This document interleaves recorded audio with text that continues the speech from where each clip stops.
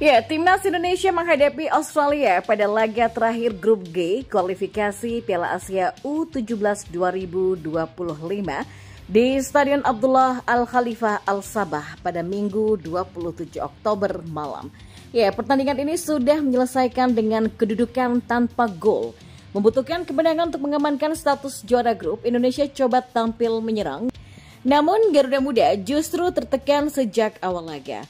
Ya, Australia mengurung pertahanan Timnas U17 Indonesia. Kiper Deva Al-Ghassemi dan bek berkali-kali harus memblok tendangan lawan dengan salah satu peluang berbahaya yang dimiliki oleh Max Anastasio. Ya, selepas 10 menit pertama Indonesia mulai keluar dari tekanan, Zahabi Goli mengancam lewat sepakan dari luar kotak penalti. Dari serangan balik, usaha Zahabi Goli juga masih mengenai pemain lawan dengan percobaan susulan Evandra Florasta yang melambung. Banyak sekali peluang di laga Indonesia U17 versus Australia U17. Dan Australia kembali mengancam. Tendangan Nicholas Alvaro dibuang oleh Fabio Azca Irawan di garis gawang. Bola muntah disambut oleh Quinn McNichol yang usahanya juga masih membentur mistar. Tak lama berselang, sepakan Anthony Diduliga. Ya, nama terakhir lalu mampu lepas dari penjagaan 2 kali. Beruntung Deva Al-Ghassemi menunjukkan refleks untuk mementahkan sepakannya. Indonesia bukannya tanpa peluang, namun tendangan bebas dari Evandra Florasta belum juga tepat sasaran. Ya, momen kocak terjadi pada babak kedua di mana Australia U17 dan Timnas Indonesia bermain saling menunggu dan Timnas Australia seakan-akan tak bergairah lagi untuk memenangkan pertandingan. Mereka bermain setengah lapangan tanpa menyerang ke depan. Hal tersebut tentu membuat publik Australia geram, di mana seperti yang kita tahu, kalau bicara kualitas Timnas Australia U17 tentunya lebih baik dari Timnas Indonesia. Tapi entah apa yang ada di pikiran pelatih Australia, seakan-akan Timnas Australia U17 seperti takut untuk menyerang. Di media sosial Australia, banyak netizen Australia yang tak habis pikir dengan permainan Timnas Australia U17. Apa sih yang dilakukan pelatih itu bermain sangat menjengkelkan? Tulis salah satu netizen Australia. Kualitas di atas Timnas Indonesia, kenapa berharap hasil imbang? Bermain seperti wanita, saya tidak menyukainya, kata para netizen Australia. Nah, tidak hanya netizen Australia, netizen tanah air pun ikut jengkel dengan permainan Timnas Australia U17. Ini Australia mau bermain 3 sampai subuh ya? Tulis netizen Indonesia. Aduh, ini sepak bola gajah deh, kata netizen Indonesia. Ya, keyakinan Timnas Indonesia sempat tinggi setelah menahan imbang Arab Saudi dengan skor 2-2 dan Australia dengan skor 1-1 di kualifikasi Piala Dunia 2026. Tapi hasil imbang 2-2 melawan Bahrain dan kekalahan 1-2 dari China mengingatkan bahwa Indonesia masih punya banyak kekurangan yang harus diperbaiki oleh Sinteyong. Yang pertama, laga kandang memang wajib bagus. Ya, Timnas Indonesia kini di peringkat kelima grup C dengan 3 poin, sama seperti China dan 2 poin di bawah Australia yang berada di posisi kedua.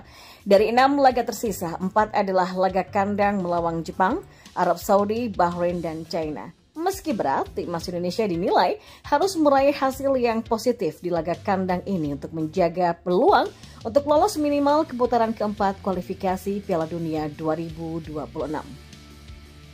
Yang kedua, sudah waktunya punya formasi andalan. Sinteyong dikritik karena mengubah susunan pemain ketika kalah dari China. Dia dianggap terus bereksperimen soal taktik dan formasi Garuda. Meski ada banyak pemain naturalisasi, tapi Sinteyong dinilai seharusnya sudah mulai memikirkan terkait komposisi pemain yang dianggap sebagai winning team. Ya, juru taktik asal Korea Selatan itu diharapkan mampu menetapkan susunan pemain terbaik, bukan justru membuat pergantian mendadak ketika jeda buntut strategi tidak berjalan dengan baik. Kita beralih ke informasi bola selanjutnya. Ya, penyerang VTC Arnhem yaitu Miliano Jonathan masih mempertimbangkan untuk membela Timnas Indonesia. Ya, Miliano merupakan winger tajam milik VTC yang bertarung di kasta kedua Liga Belanda atau Keukenkampioen Divisi. Dari 12 pertandingan musim ini, dia mencatatkan 8 gol dan 3 assist. Ya, kontribusi tersebut membuat dia menjadi pemain paling tajam milik VTC. Menariknya, Miliano punya darah Indonesia dari sang ayah dan memang eligible sekali untuk membela Timnas Indonesia.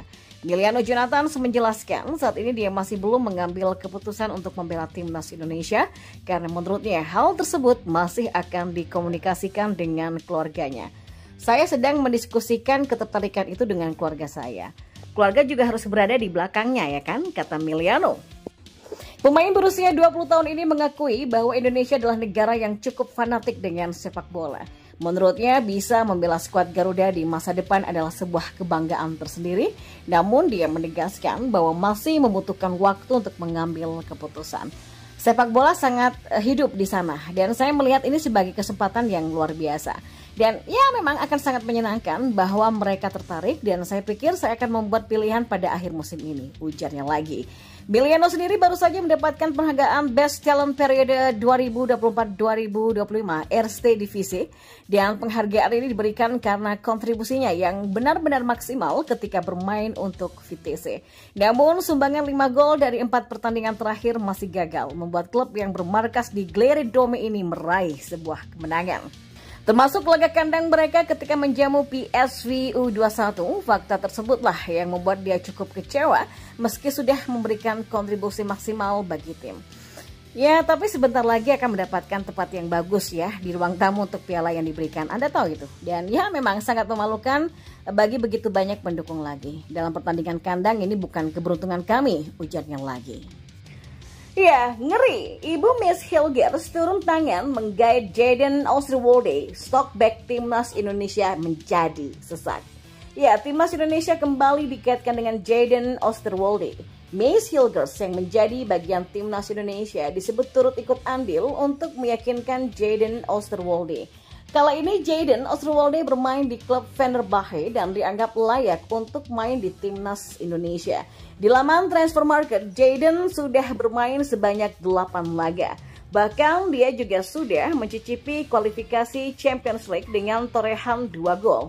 Selain posisi utama sebagai back kiri, Jayden juga bisa dimainkan untuk posisi back tengah serta gelandang kiri. Dan Miss Hilgers yang pernah satu tim dengan Jayden di FC20 mencoba untuk meyakinkan rekannya untuk membela timnas Indonesia.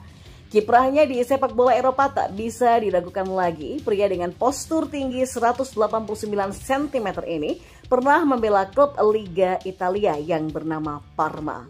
Dikutip dari laman GL Sport, Linda Tombeng yang merupakan ibu dari Miss Hilgers turun tangan. Dia membantu Miss untuk merayu Jayden agar mau membela timnas Indonesia. Dan sebelumnya, Jayden Osterwolde secara terbuka menolak untuk naturalisasi bagi timnas Indonesia. Indonesia dan Suriname sudah menghubungi saya, kata Jayden dikutip dari @GL Sport via Elffootball. Jayden juga membocorkan pernah dihubungi oleh asisten pelatih timnas Indonesia perihal untuk bergabung. Dan masih dari sumber yang sama, Ibu Miss Hilgers pun ikut menjadi agen dalam meyakinkan Jayden, di mana Linda Tombeng mendatangi Jayden usai laga FC20 versus Fenerbahce, dan penolakan yang sempat dilayangkan Jayden kepada timnas Indonesia juga dilakukan pada Suriname. Ya, Jayden Osterwolde sejatinya masih berambisi untuk membela timnas Belanda. Itulah sebabnya mengapa dia menolak Indonesia ataupun juga Suriname.